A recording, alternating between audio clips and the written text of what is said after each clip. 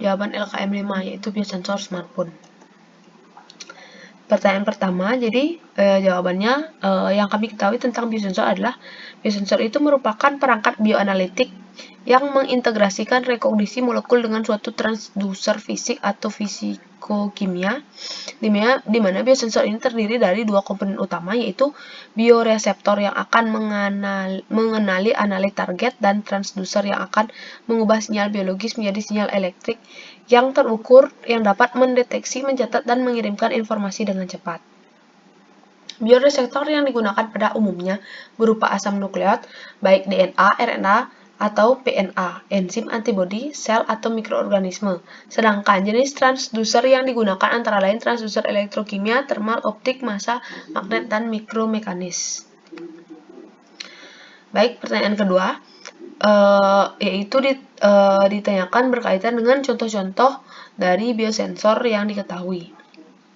Jadi sebelumnya dijelaskan sedikit bahwa biosensor merupakan perangkat bioanalitik yang melibatkan pemanfaatan elemen pengenalan biologis seperti antibodi, enzim, dan asam nukleat. Disebut sebagai bioreseptor yang terintegrasi di dalam atau bersentuhan langsung dengan transducer fisik atau fisikokimia yang mengukur perubahan waktu nyata setelah interaksi antara substrat dan bioreseptor dengan demikian berubah itu menjadi sinyal listrik. Berdasarkan metode transduksi sinyal, biosensor mungkin diklasifikasikan menjadi 6 kelompok: elektrokimia, termal, optik, massa, magnet, dan mikromekanis. Dari beberapa dekade terakhir, banyak ultrasensitif dan biosensor sangat selektif berdasarkan metode transduksi yang berbeda dibuat dan telah menunjukkan kinerja terobosan dalam kesehatan dan sektor lingkungan masing-masing.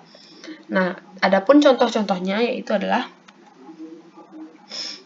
yang pertama, berdasarkan metode transduksi sinyal, biosensor diklasifikasikan menjadi 6 kelompok, yaitu elektrokimia, termal, optik, massa, magnet, dan mikromekanis. Contoh biosensor yang digunakan dalam masing-masing kelompok tersebut adalah yang pertama, elektrokimia. Biosensor elektrokimia berbasis ponsel cerdas untuk deteksi clor portable.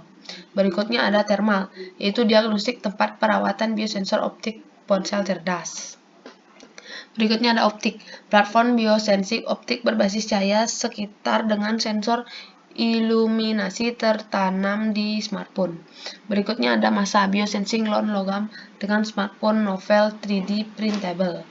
Berikutnya ada magnet, yaitu platform biosensor GMR cepat dengan smartphone.